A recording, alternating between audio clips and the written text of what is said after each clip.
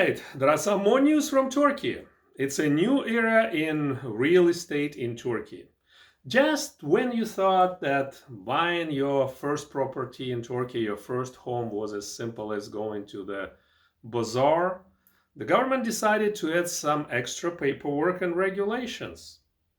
Now, to advertise your property, you need certification, you need registration, you need frustration, and we'll see how it's going to play because it's Turkey. The law is one thing, but the reality is different. Remember, subscribe, leave some comments, leave some likes, share it with some other people who may be interested in this video. No more free advertisements. That's the thing of the past. No more multiple advertisements for the same property. You can only post your property if you are the legal owner, a direct relative, or a second line direct relative. You can also post it if you're a licensed real estate agent with the special certificate. So you can be licensed, but to post it, you have to have a certificate. Let me get this straight. If I'm the owner, I can advertise if I register and get certificate.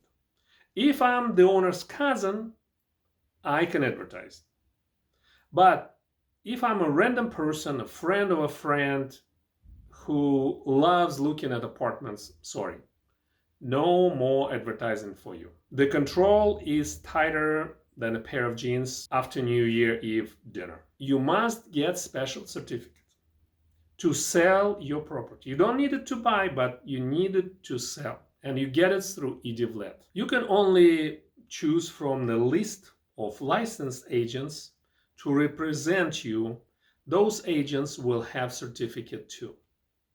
Gone are the days of that random guy who just scraped some pictures from the internet and start selling your apartment. You don't even know him. It's actually happened to many people, I know. It's not going to be as easy as a one phone call and questionable handshake. The good news, you get more control over the process.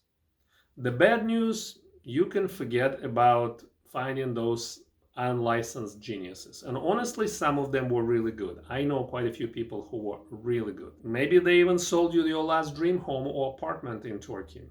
Bye-bye magic deals. To get your listing approved and put them on the website, you need a reference number that can be taken from the certificate. But here is the kick. If you post your property on a social media, you're still in trouble because now it's prohibited to advertise real estate on social media. So no Instagram influencers, no Facebook, etc., etc. Let's save the real estate drama for the professionals, not the influencers. So influencers probably will not get as much money. No more dream homes, new apartments, no more posts like that. No more latest flats. Instead, you will get one well-placed post on the government-approved platform, looking more official than your grandma's invitation to dinner. But honestly, it's Turkey. How it's gonna play, only God knows. But we will see. About the foreigners who don't have access to e-Devlet, they cannot get certificate, but it's okay. Government says we can live with that exception. If you're a foreigner, you have no residency, no access, you can give your power of attorney to a licensed certified agent and they can get the certificate and they can help you. Clearly, given the total stranger the legal right to sell your house, it's not very secure, especially in a foreign country. But I don't know how much more you can trust real estate agents here. Perhaps with time it will be more regulated and you will trust them more. It's just one of those things. It's building up with time. So welcome to a new era where real estate is regulated as 1950s dance competition. It's well organized, well controlled, but finding the perfect partner might take a bit more time. Don't expect to get a quick deal from your unlicensed, friendly, fast-talking friend, even if you think that you know him well. Taxi rates. Let's talk about taxi rates. They have gone up. Now there is a topic that could make even the most stoic traveler break into sweat. Picture this. You are cruising through the bustling streets of Istanbul. You see the Bosphorus gleaming in the distance. There is a call for prayer echoing in the air, and all this time taxi meter is spinning like a roulette wheel at the high-stake casino. That's just what it is. Istanbul taxis, where the meter moves much faster than traffic. The rates went up, but not only the rates for taxi, for all the public transportation, and it's not only in Istanbul, it's everywhere else. Not just by little. It's 35%. And honestly, I don't remember when was the last time they went up. Was it like 6 months ago, 3 months ago? I don't remember. I don't really take taxis anymore.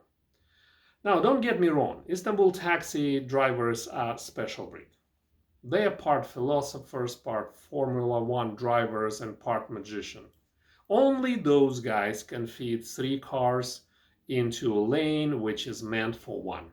Think of it as an immersive cultural experience. Where else can you pay top dollar to learn Turkish curse words? Experience the thrill of near-death lane change. You can also get a crash course in local politics. That's a topic of its own. Istanbul is the world leader now in traffic jams. Drivers spent 105 hours in traffic in 2024. That's a record. That's longer than in New York. In New York, it takes 102 hours, and in London, it takes 101 hour for drivers. You could always try public transportation.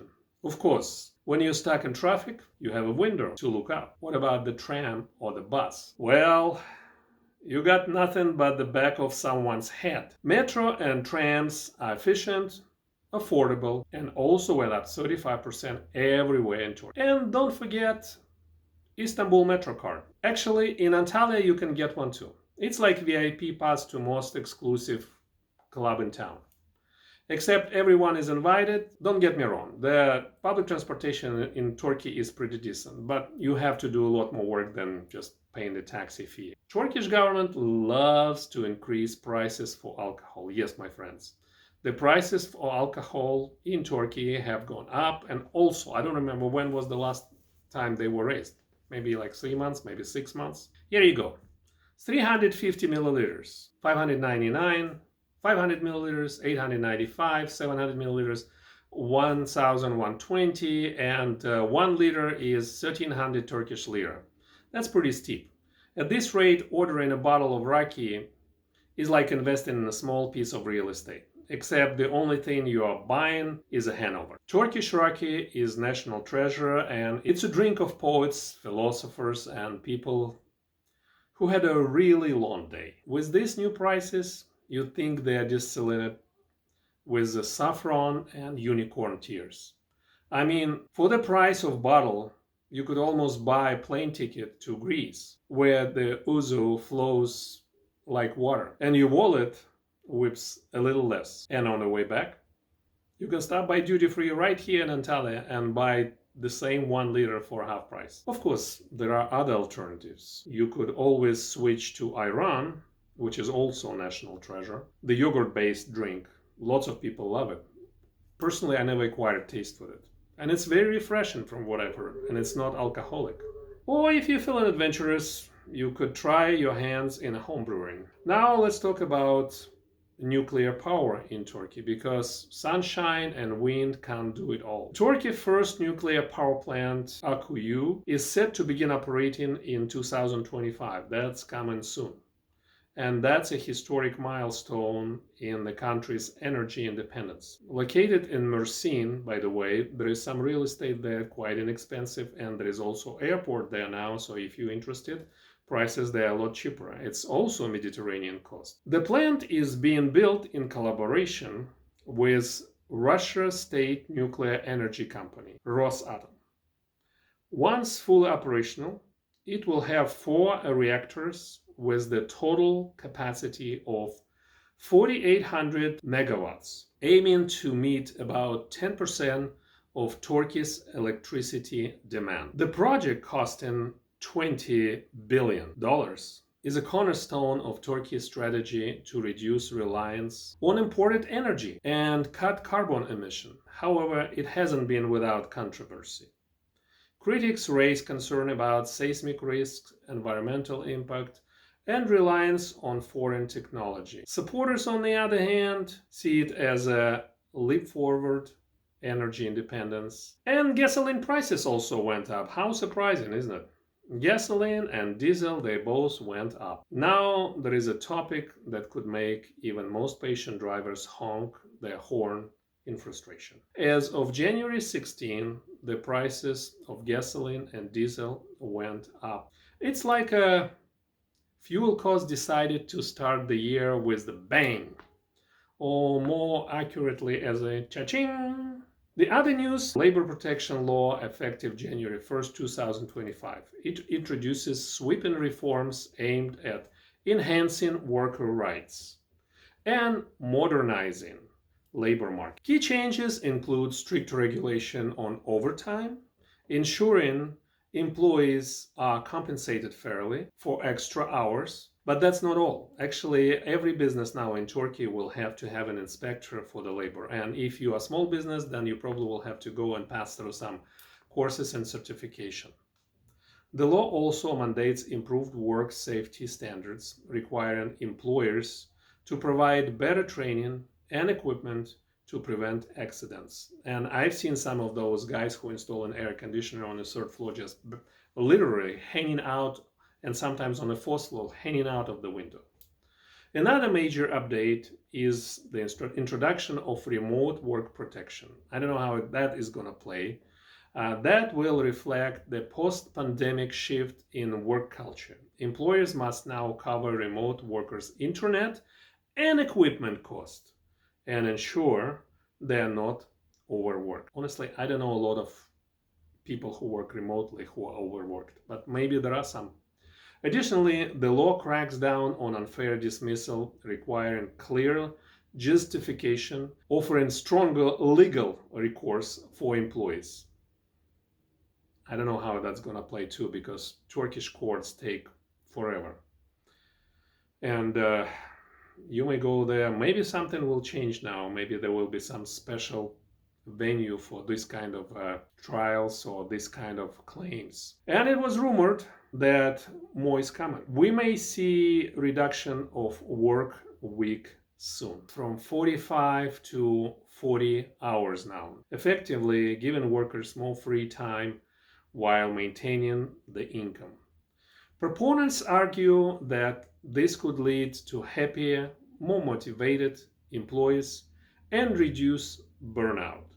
Critics, however, worry about the impact on businesses, and they definitely have something to worry about, particularly small and medium-sized, because you're going to be paying more for the same work, or I don't know if it will really improve the efficiency. And medium-sized enterprises also probably will worry. They may have to struggle, or they will have to work out somehow to compensate for those labor costs, and maybe buy some additional machine and reduce labor count. The proposal has sparked debate, with unions pushing for its adoption and some employers urging caution. If implemented, Turkey would join countries like France and Germany. And those countries definitely have very happy employees. Statistics is the science which you can make whatever you want.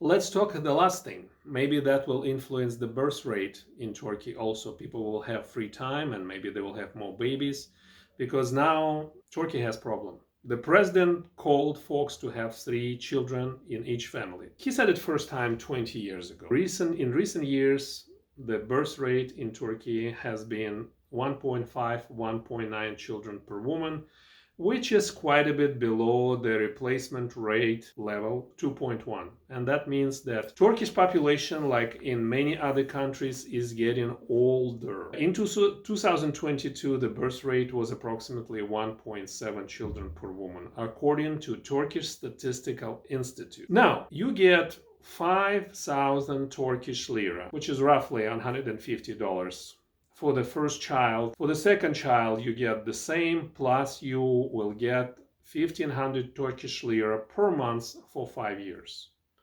And for the third child, you will get 5,000 lira plus 5,000 lira for 5 years each month. In addition to that, newlyweds will get 150 100,000 Turkish lira, 0% consumer credit for 48 months. So if you're waiting for that, have some more babies, get married. That's what the government is inviting you to do. Start family, start making babies. Good luck.